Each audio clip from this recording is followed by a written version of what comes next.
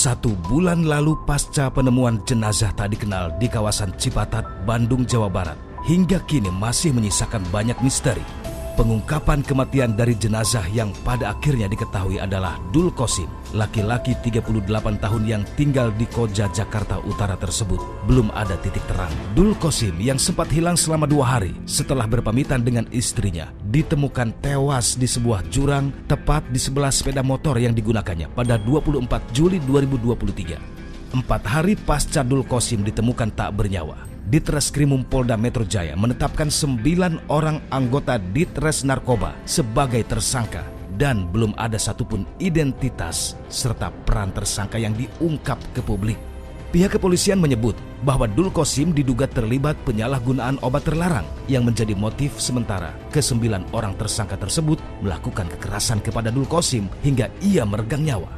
Diawali adanya tindakan dari unit yang melaksanakan penyelidikan terkait dengan jaringan narkoba, kemudian melakukan kekerasan eksesif sehingga mengakibatkan seseorang meninggal dunia. Oleh karenanya saat ini Direktorat Kriminal Umum Polda Metro Jaya telah memeriksa 8 orang, namun yang masuk pidana adalah 7 orang, 1 dikembalikan lagi untuk diperiksa secara etik di Propam. 1 orang masih DPO dan saat ini sedang kita periksa secara intensif, sudah ditetapkan tersangka dan sudah ditahan.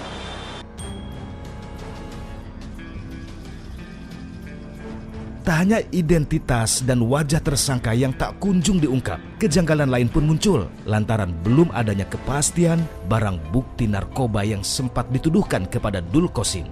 9 orang yang kini ditetapkan menjadi tersangka ternyata sempat mendatangi rumah Dul Qosim dan melakukan penggeledahan tak lama setelah Dul Qosim pergi bekerja di hari terakhirnya. Ia bertemu dengan sang istri.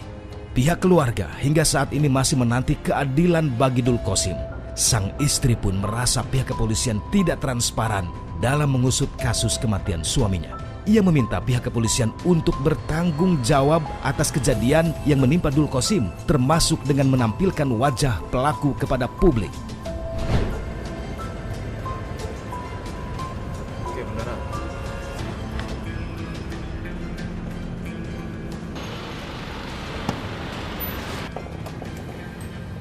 Masyarakat seolah tak henti menyoroti aparat kita dalam bersikap kemudian juga bertindak, pemirsa, seperti salah satunya 1 bulan yang lalu, tepatnya di akhir bulan Juli, ini seorang warga atas nama Dul Qosim ditemukan tewas di Cipatat, Jawa Barat, pemirsa, atau tepatnya di mana saya berada saat ini.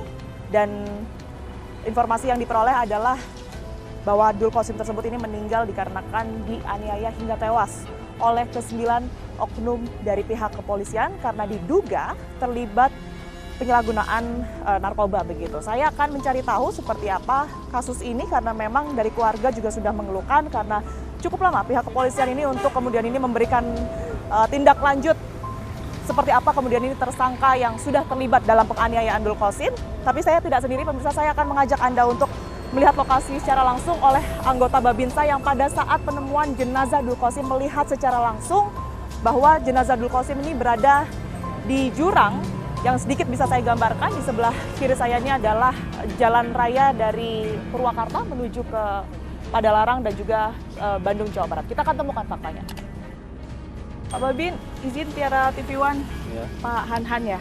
Pak Hanhan, saya ingin tahu secara langsung ya sebenarnya lokasi tempat mayat atau jenazah beberapa waktu lalu itu ditemukan. Katanya diinformasiin dari supir truk ya Pak ya yang nemuin ya. Itu posisi supir truknya Pak Babin tahu di mana? Awal mula laporannya seperti apa mungkin? Kalau posisi supir truk sih nggak tahu. Mungkin supir truknya dari arah Purwakarta menuju Bandung. Dari sana ya? Ya. Dia berhenti di sini mau dimana, melaksanakan. Pak? Boleh ditunjukin sekalian ya Pak? Buang air kecil. Sopir truknya berdiri di mana?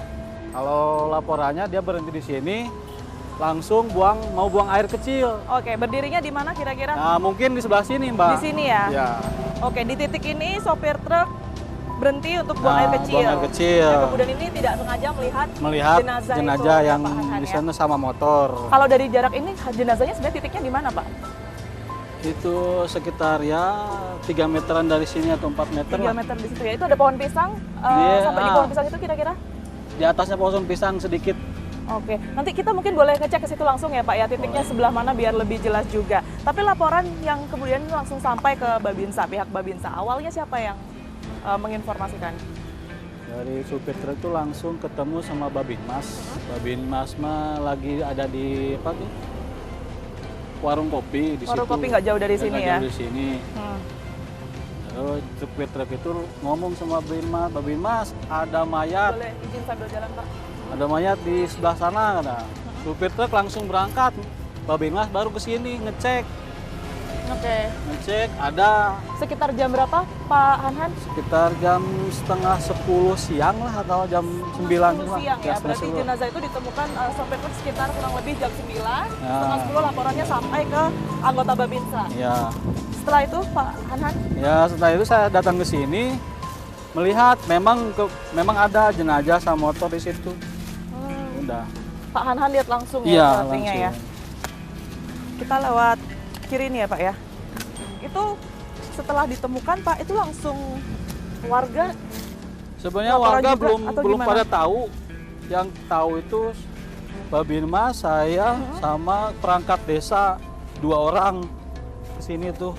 posisinya nggak diinformasikan juga ya Pak. Itu artinya setelah itu ada olah TKP atau gimana? Ya memang ada setelah lama-lama laporan dari Babinmas, laporan ke Polsek laporan ke Polres, baru jam sekitar seasar lah datang ahli forensik ke sini. Ahli forensik ke sini, Ya, Polres Cimahi. Cimahi. Titiknya di sebelah mana Pak Hanhan ini? Ke sini, Mbak.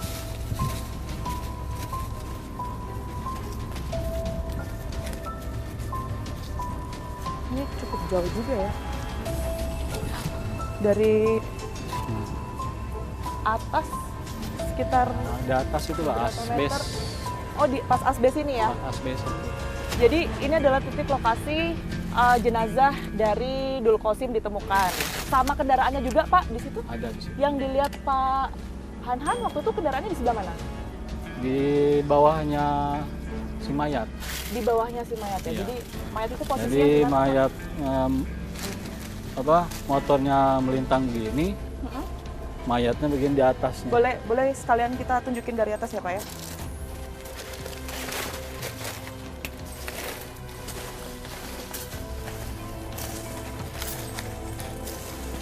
Ya di sinilah.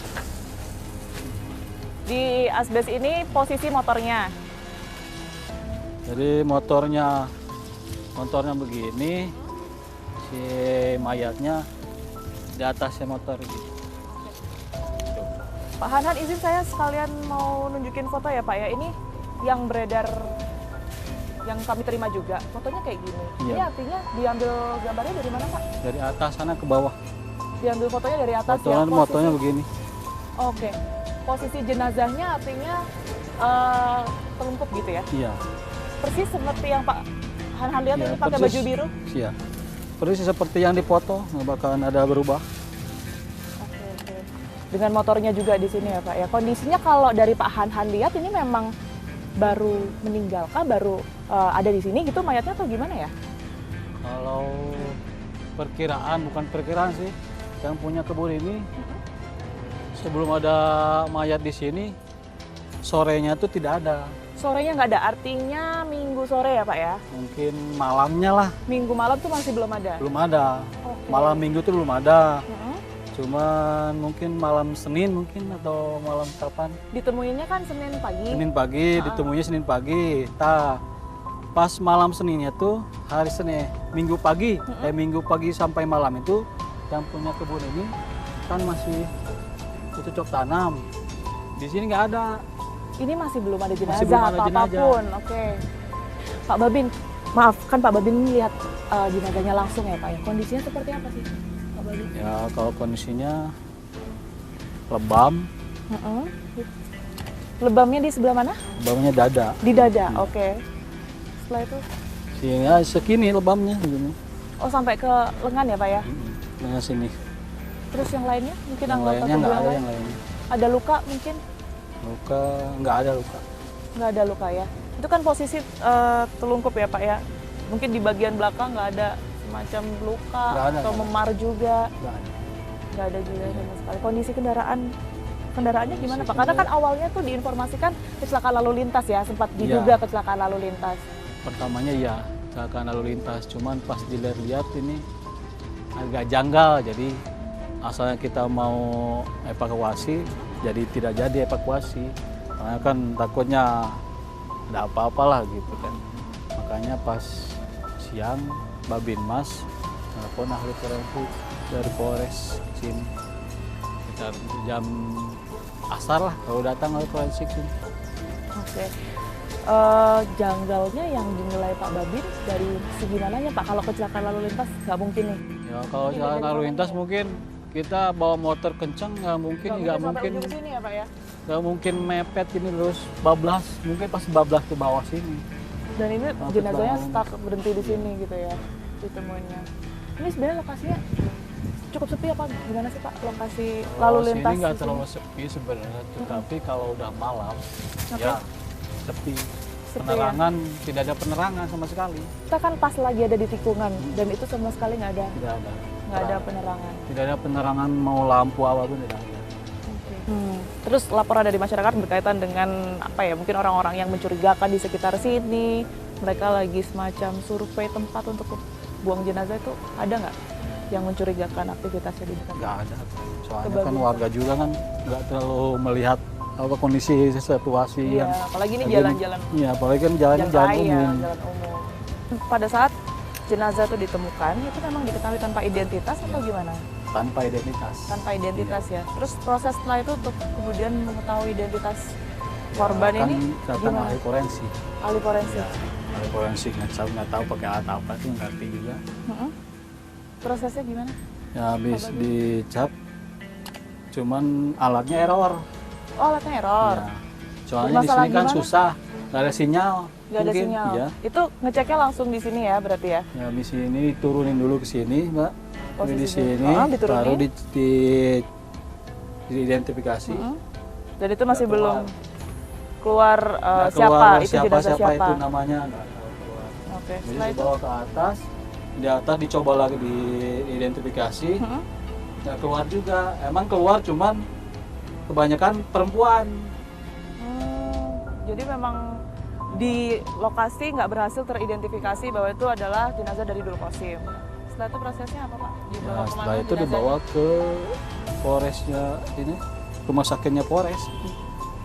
Rumah sakit Bayangkara bukan? Iya, Rumah mungkin Cimahi. sakit. Oh, oke. Dan setelah itu langsung penanganannya oleh rumah sakit, Iya. penanganan dan polisi juga Iya. ya. Kita akan meminta tanggapan dari Humas Polda Metro Jaya, pemirsa yang kemudian ini menangani kasus ini, kasus dari Dul Qasim, seperti apa sebenarnya motif dari pelaku, karena kita ketahui dari 7 orang pelaku, 1 DPO, ini 1 sudah berhasil diamankan juga, dan juga 1 ini diusut melalui Propam. Kita akan cari tahu seperti apa faktanya. Biara dari TV One, Pak Kabit, boleh ya sedikit aja berstatement Pak soal Dul Qasim. Soalnya sudah 1 bulan Pak kasusnya izin.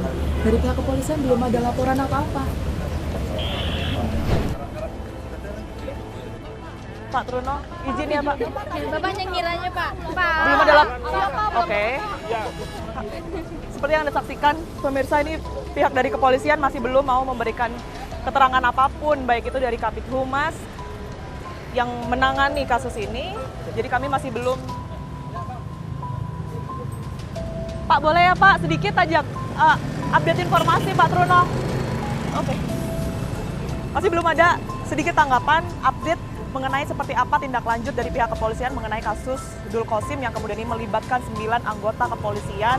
Belum tahu seperti apa motif dari ke-9 pelaku ini, belum juga diberikan keterangan seperti apa barang bukti yang sebenarnya sudah dikantongi oleh pihak kepolisian, sekalipun seperti yang Anda tahu pemirsa, ini sudah memakan waktu lebih dari 1 bulan sejak Dul Qasim ini ditemukan tewas. Kita akan temukan fakta lain.